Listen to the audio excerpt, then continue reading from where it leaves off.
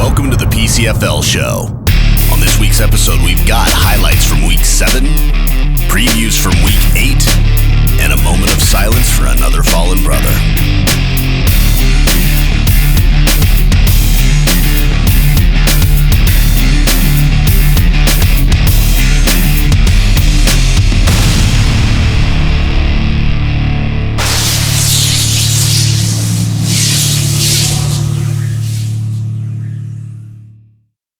The PCFL Show is brought to you in part by 916 Design Studio. For all your design needs, call 916-747-9255. Also by La Cabana Restaurant in Suisun, the best in home-style Mexican cooking. Call 707-429-5871. Before we get things going this week, let's take a moment to remember another fallen brother. I seen him, he seen me, and it was a wrap. Form tackle hit. I hit him, drove him, and just took his helmet smooth off, man. I'm a hitter, the hardest hitter alive.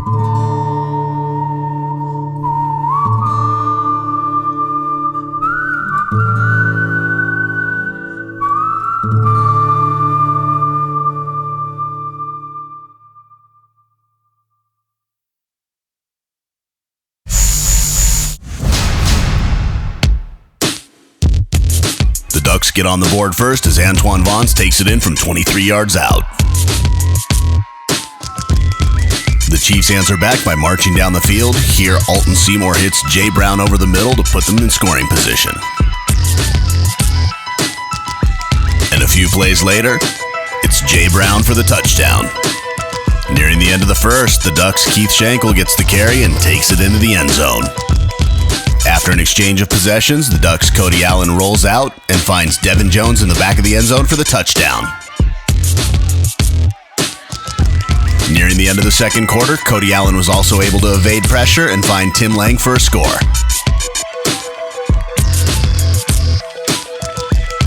And the Ducks' momentum continued on their first possession of the third quarter. Here, Cody Allen hits Tobias Sanders in the Bermuda Triangle corner of the end zone for the touchdown. The Chiefs are moving the ball again, but another turnover kills them as Doug Fatiglia picks it off and takes it to the house for the touchdown. And at the end of the third quarter, after a Charles York interception, Tobias Sanders takes it in for the score. Moving ahead into the fourth quarter, another Chiefs drive derailed by a turnover as Anthony Parham picks the ball off and takes it the distance.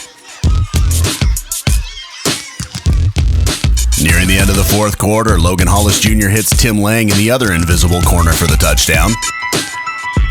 And to cap the scoring, with less than a minute left, Logan Hollis Jr. pump fakes and hits Devin Jones for the touchdown.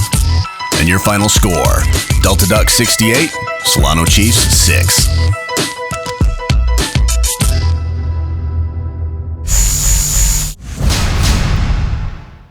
The Giants get on the board first as Samuel Alton puts a 34-yard field goal through the uprights.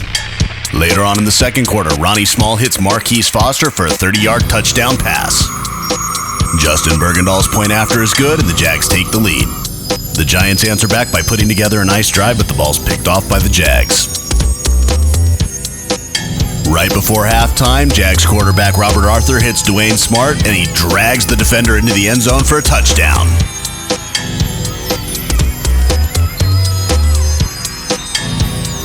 Jumping ahead to third quarter action, the Giants offense gets the big play they've been looking for when Javon Cherry goes up top to Deshaun Hosey Jr. for 62 yards down to the 2-yard line. And on the next play, Javon Cherry takes it in himself for the touchdown. Later in the fourth quarter, after a Quinn Glenn interception, Sam Alton puts the game-tying field goal through with 3 minutes left, and we're going to overtime. In overtime, the Giants get the ball first, but the Jaguars defense pushes them back. And the field goal attempt is blocked. And on the Jaguars' possession, Robert Arthur takes it himself and takes it in for the game winner.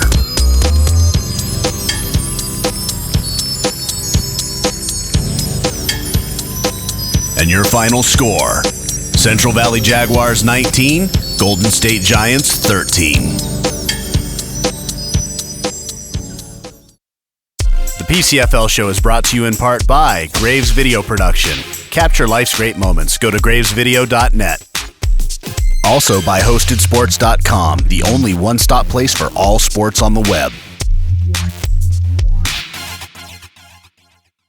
You are watching the PCFL Show with your host, Angry Mike.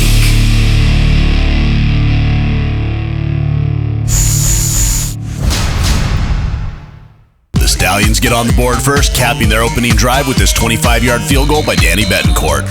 The Assassins answer back by driving down the field, but Bobby Madu picks the ball off to turn them away. From there, Alan Webster takes over on a pass from Kevin Vai and this hard run.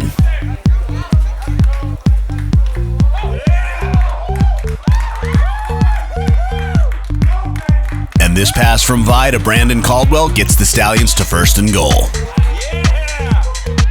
And Webster caps it off with this 6-yard touchdown. After an interception, Kevin Vi is able to roll out, evade pressure, and find Dominique Williams for the touchdown. But the Assassins come back and score as Carlos Ortiz hits Earl Williams for 6. And before the Assassins can even get their next series going, Mike Harris takes the punt return and takes it 50 yards for the touchdown.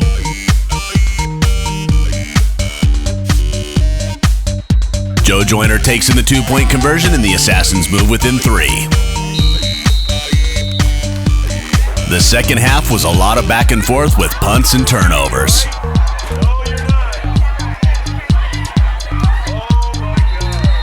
With less than 4 minutes left on the clock, this leaping grab by Mike Harris puts the Assassins in scoring position. And a few plays later, Tayon Mosley puts it in for 6. After Anthony Royal takes the kickoff return to midfield and a few complete passes, Kevin Vi hits Brandon Caldwell, who puts the moves on but fumbles the ball. And the Assassins hold on to win. Your final score, Bay Area Assassins 20, South Bay Stallions 17.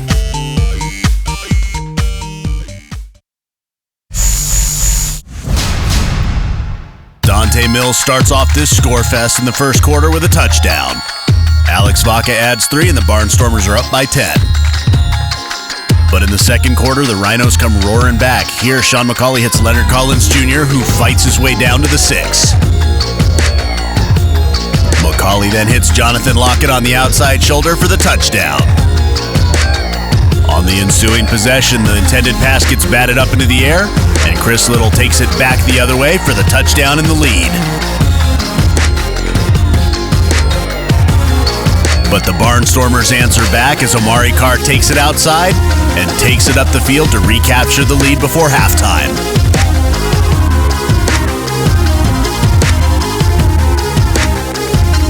Jumping ahead to the third quarter, Jamie Jensen hits Greg Walton for this 47-yard touchdown bomb. The Rhinos then go to punt, but they're unable to get the ball off, and it costs them, because a few plays later, Dante Mills takes it in for the touchdown. The Rhinos answer back by marching it down the field, and KJ Elsley takes it in for the touchdown, and Jonathan Lockett pulls in the 2-point conversion. And in the fourth quarter, Sean McCauley hits Ray Price, who takes it 55 yards for 6.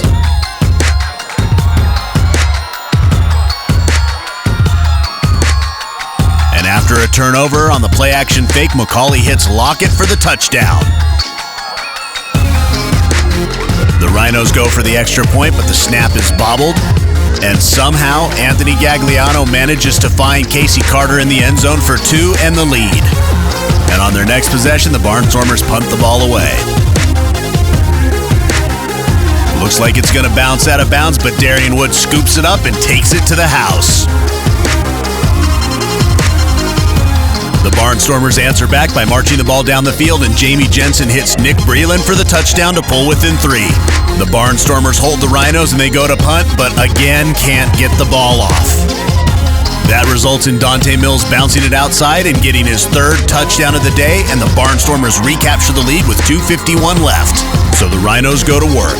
Here, Sean McCauley hits Jonathan Lockett, who gets out of bounds, and Jerome Steele takes the draw and gets up to the 6-yard line with 1:19 left on the clock. And a few plays later, Sean McCauley rolls out, but Wayne Clark is there to force the fumble. And Doug Lemire scoops it up and takes it 82 yards to secure the victory. And your final score is Central Coast Barnstormers 51, California Rhinos 41. Let's take a look at our top performers of the week.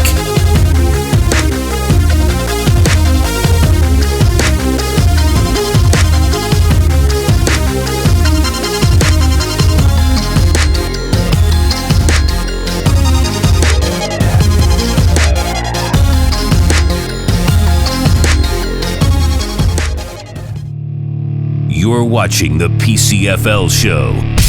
It's time for the Week 8 previews. This week, the California Rhinos have the bye, so we'll see more from them next week.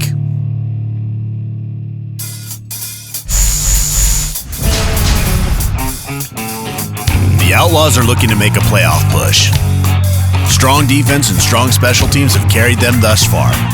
Their offense has shown flashes. Can they put it all together for the win?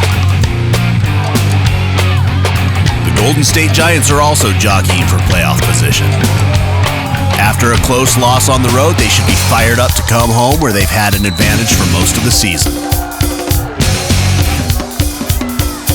The East Bay Outlaws take on the Golden State Giants this Saturday at Galileo Academy Field, 1 o'clock kickoff. Sponsored by Beefy & Company. Designer art, toys, apparel, and art. Go to beefyco.com.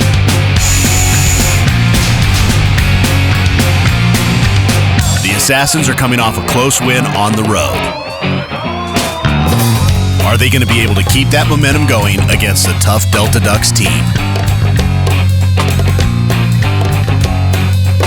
The Delta Ducks are the top offense, defense, and special teams in the league.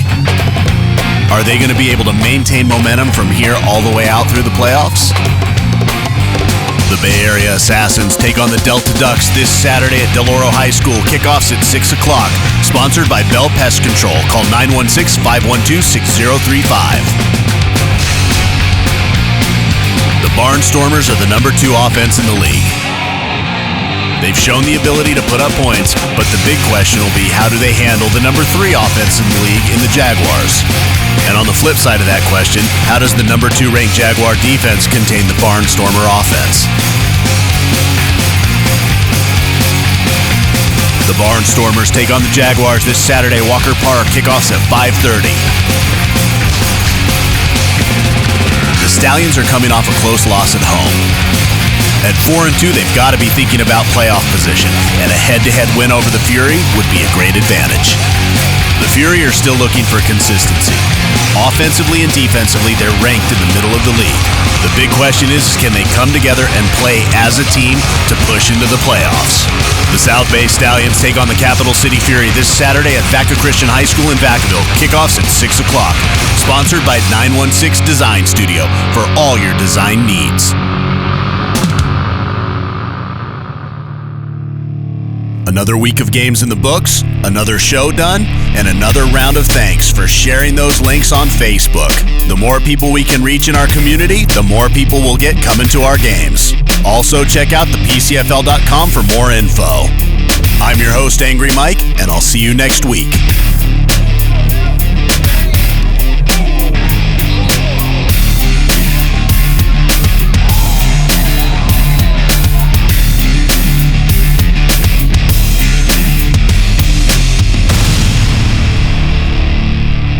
Angry Mike. All right.